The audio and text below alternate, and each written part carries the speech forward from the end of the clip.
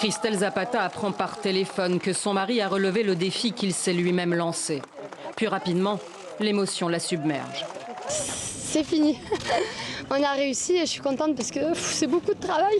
C'était dur, mais bon, je suis contente pour lui parce que c'était vraiment dur là.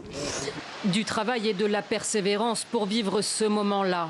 Frankie Zapata sur son flyboard se rapprochant des célèbres falaises de Douvres avant de se poser sur le sol britannique à St. Margaret's Bay. Celui que l'on surnomme l'homme volant vient de traverser la Manche grâce à son invention, une première mondiale, un peu plus d'une semaine après avoir échoué.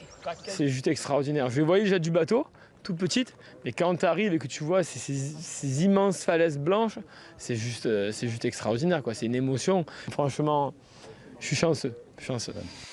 Il est 8h15 heure française lorsque Frankie Zapata quitte le sol de Sangatte, debout sur sa planche volante.